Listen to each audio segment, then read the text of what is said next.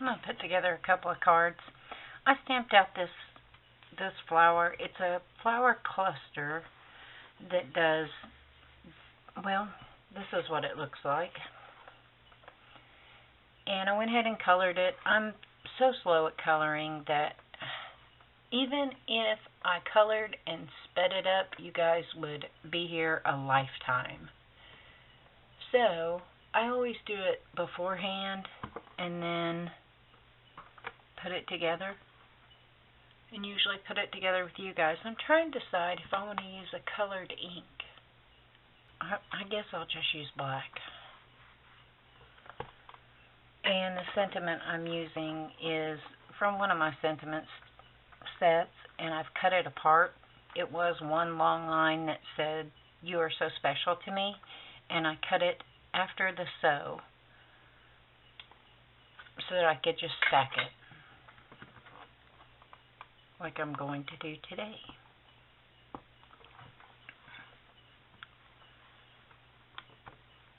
And typically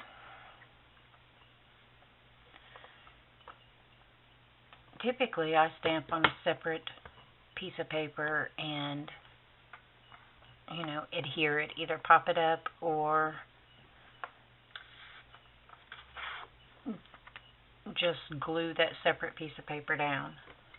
That's typically what I do with it, but I need a wipe, and that's loud. But I decided this time I was just going to stamp it flat. I spend so much money on postage, which is okay, but then there are times where you'd like to send out a card and not have to pay so stinking much in postage. It is ridiculous, our postage prices, and then have so many troubles with our United States Postal Service. Dealing with them is like dealing with your worst nightmare. They're terrible, or at least they are in this little town that I live in. I have a standard A2 size card base. It's white. It's 5.5 by 8.5, scored at 4 1/4. Then I have a panel. Sorry about the glare. This is, I think I got it from Joann Fabric, I think. But it's this DCWV patterned foils, and it is this shiny foil on one side and then dots on the other. And the dots are not foiled. They are a little bit shimmery, but not bad. But I love this mirrored side, and it's fantastic for die cutting. It's super thick. I like it. I like it a lot. So this one is actually going to be super simple. It's that panel that I just had, and this panel, and that's it.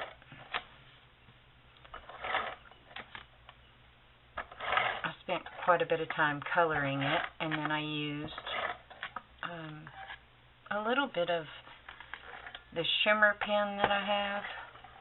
It's one that I got at Tuesday morning, and honestly, I wish I'd never got it, because I thought it was a lot like the Wink of Stella pen, but it's not. It's not. It's not as consistent with the shimmer as the Wink of Stella, and I just personally prefer the Wink of Stella for that reason. There we go. Now the question is, I got too much adhesive on this side. There we go. Now, do I want to pop this whole panel up or no?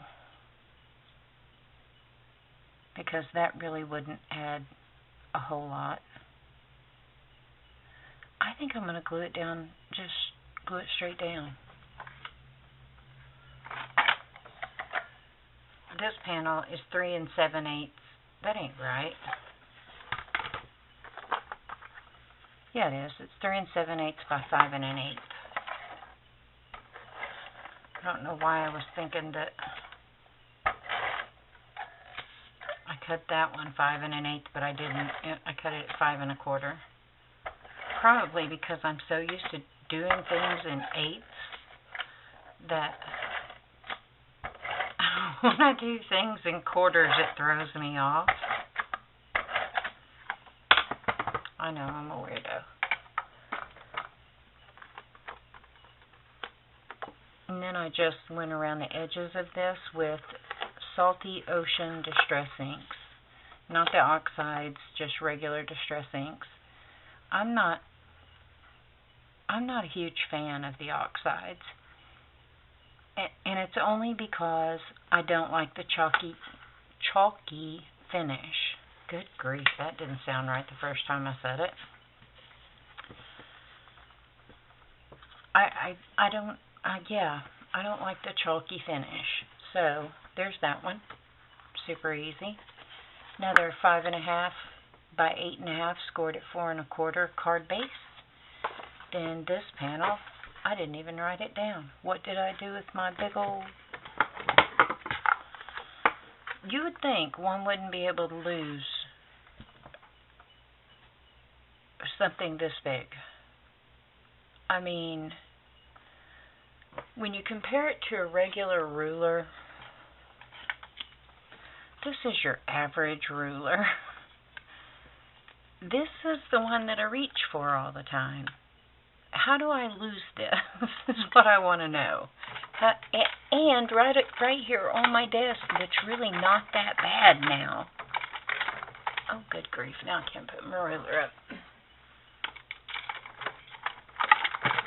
Yeah, my desk is it's not that bad right now. So how I lose this ruler is beyond me. I cut this at 4 1/8 by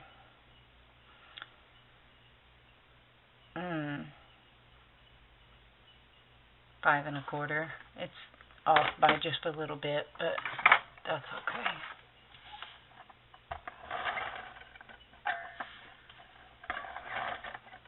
I can't be the only person that loses stuff, one, right in front of my face, and two, large things like that. It's like, really? I mean, it's huge. And if it were my husband or my son that had lost something like that, I'd be razzing them, just joking, but razzing them about it. Just like they would me. So, gratefully they weren't here. And then this paper, actually, I bought a package of 25 sheets of this paper at Tuesday morning, a long time ago. I'm not buying any cardstock this year. I'm not doing it. I have way more than I need, way more than most people need. Let me tell you what sizes these are. This is 3 7/8 by 4 1/4. This one is 3 3/4 by 4. And then this one is not right. It's just not right. One of them isn't. 3 3/8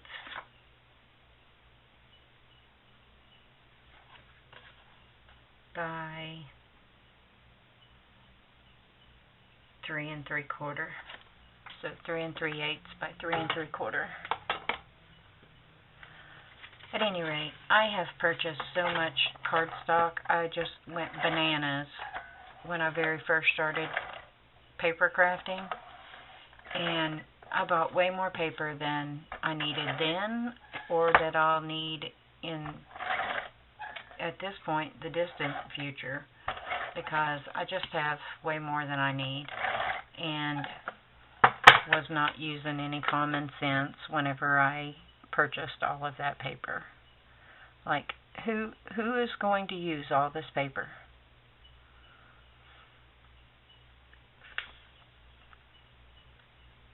So, I'm not buying anything. Oh, this needs to go down some. I'm not buying any more paper anytime, probably not even this whole year. because I have way more than I need. And I need to use it because I don't like wasting. So I need to use it. I think this one I'm going to stamp a sentiment on. I think I'm going to glue this straight down, and then I'm going to pop the flower panel up. Things have been bananas lately, which is why I haven't really been on YouTube. We thought my mom was moving back to Oklahoma City, or by there. And that was the plan, you know. She would move back this way, and my brother and I would help take care of her. Because my sister is not capable, and my nieces and nephews are young adults that are married with young children, and it shouldn't be their responsibility, frankly. It should fall on my mom's kids. You know, my sister, my brother, and I. Let's see, this goes this way. And that's the general consensus, I think, is that it's something that he and I are capable of doing, even though my sister isn't.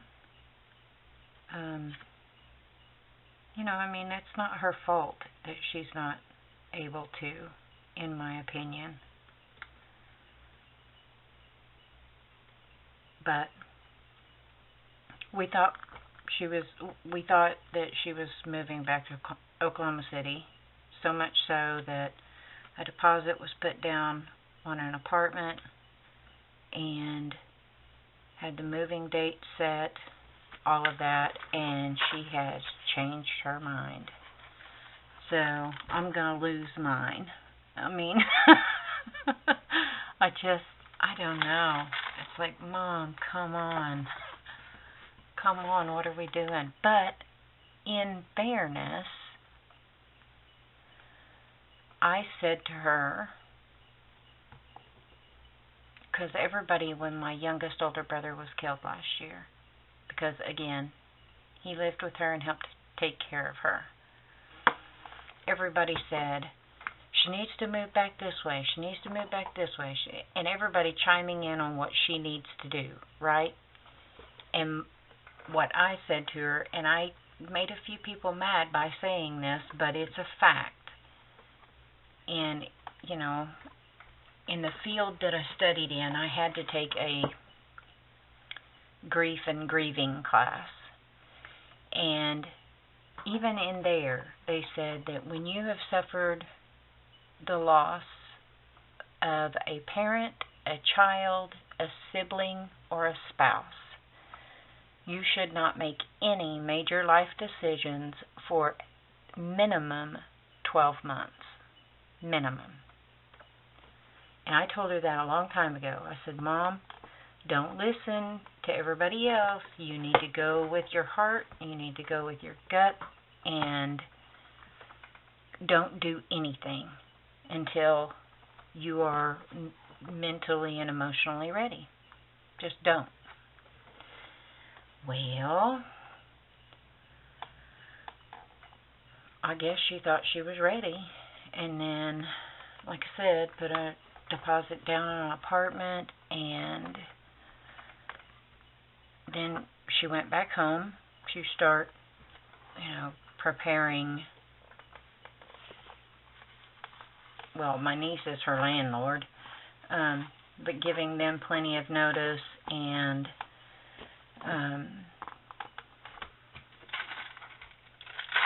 start figuring out how all of it needs to transpire. Because the way it would work is my nephews would go over and help load up the truck to move things, and my brother and his son would drive up there. My mom would drive her car back, my brother would drive the moving truck, and my nephew would drive his car. And then when they get back here, it would be on me, my brother, my husband, my son, my nephews,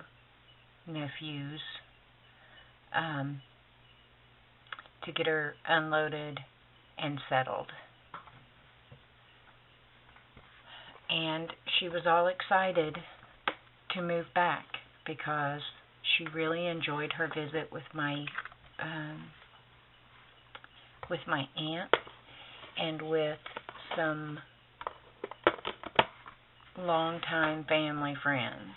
These are friends that have been around for a very long time. Well, they were around before I was born, and I'm 50. So,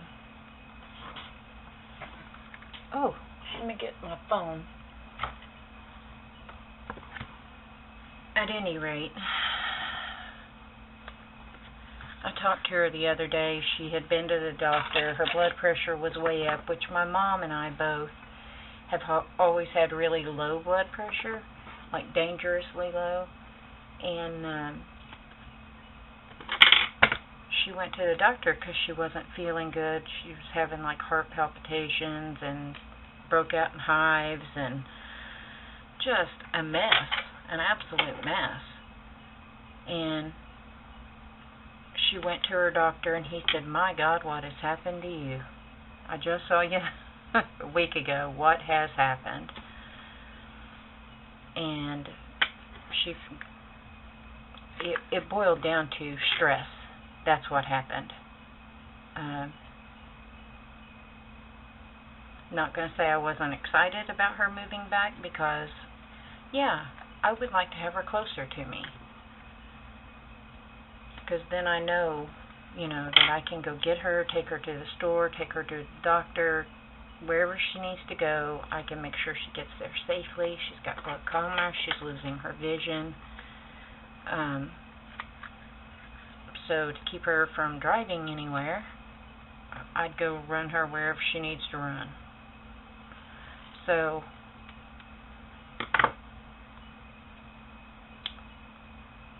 I'm okay with that. And I was ready to have my mom back closer so that I can make sure she's okay. At any rate, they boiled it down to stress, and now she's not moving. So I think she thought that I would be really disappointed or that I would be upset with her, and I said, Mom, no, I'm not going to be upset with you. Like I told you before, first 12 months, no decisions, no big life decisions. So, no, I'm not upset with you. I said, to say I wouldn't be disappointed is different, but that holds true for anyone. I think she's a little disappointed. And I said, you're just not ready yet, Mom, and you just can't do anything until you're ready, fully ready. So if people are upset with you, then that's their problem. That was my response to it. If others are upset with you, then that is their problem. You have to do what is best for you, period. So she said, well, maybe I just need to come visit more. And I said, well, if you're up for it, yeah, come visit. But if you're not, then don't. Call them. You have a phone. Call them. Call people more. Talk to people more. Those people that you wanted to be back here closer to, call them. And I think part of what's going on with her is my mom is 76 years old. She's about to be 77 in October. That's just a few months away. Make sure I'm going to put this on right. And there are a lot of her friends who have passed away, and there are several that have been diagnosed with dementia and or Alzheimer's. And she's scared. And I can't blame her for that, you know. She's scared that she won't get to have more time with those people. And I get it. I fully 100% get it and understand it.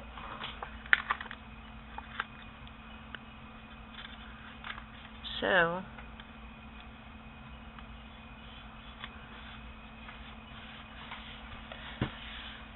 she's not moving back yet. I think she will eventually. Well, I know she will eventually because,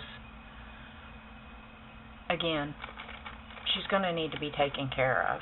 And my sister is not capable, and it is not fair for the grandkids to take that responsibility when my brother and I are capable.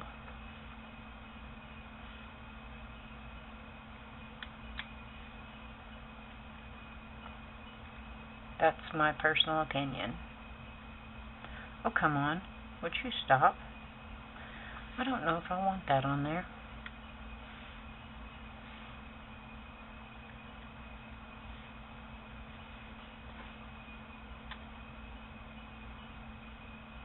I don't know if I like these that well.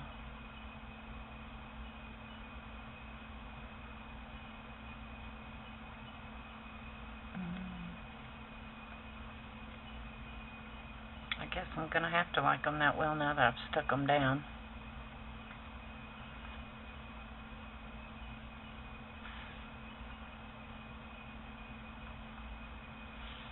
There we go.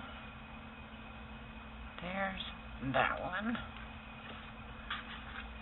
Now for this one.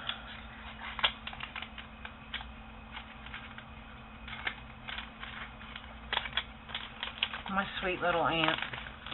I always send her cards. She's just always been so incredibly special to me that since there's no other blue other than this that goes around the edge, I think I'm going to pull these in to pull that blue in. Oh yeah, and I need hearts. What am I doing? Not thinking. That's what I'm not doing.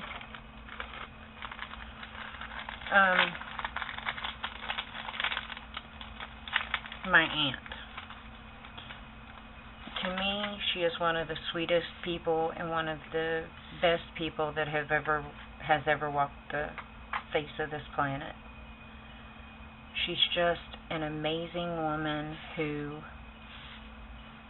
has always been selfless and has always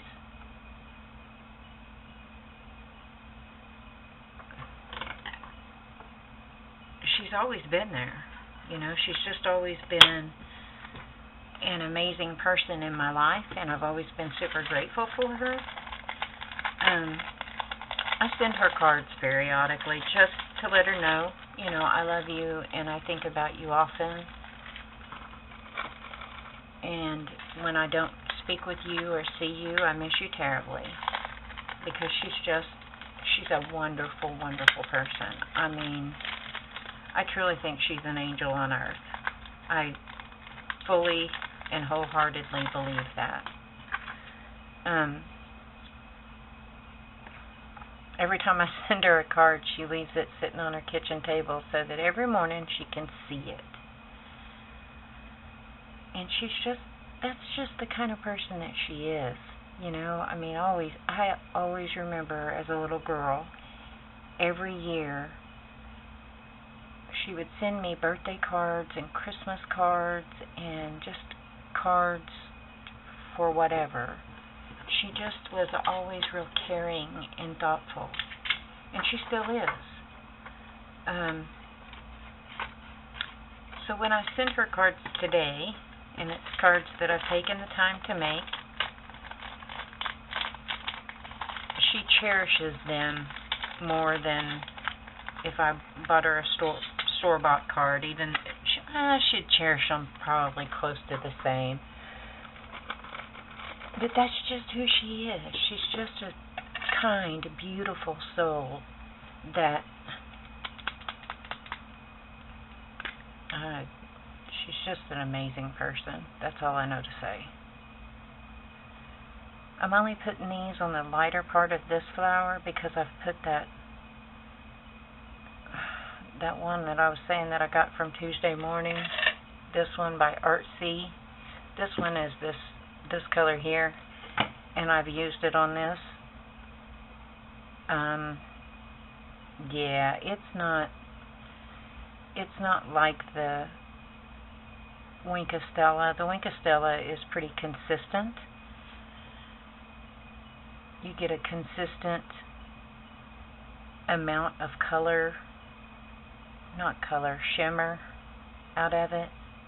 With the Artsy one, it's not consistent at all. Not at all. I'll use it because I have it, but I would never buy another one. And the Winkostella I buy regularly. And I've already put it all over this yellow one. But I used that Artsy one on this darker part of this flower, so I have to go on the lighter parts with the Winkostella. I could probably put it over it, but then what's the point? You know? Alright. So there you go. 2 cards. Simple. Using the same stamp sets on each one, but looking pretty different in my opinion. What do you guys think? I don't think I like these bright green things on here though. I think those are going to have to go. So I'll probably change those out. Anyway, thanks for spending a little bit of time with me and listening to my ramblings. I hope you all have a great day and a glorious tomorrow. Bye guys.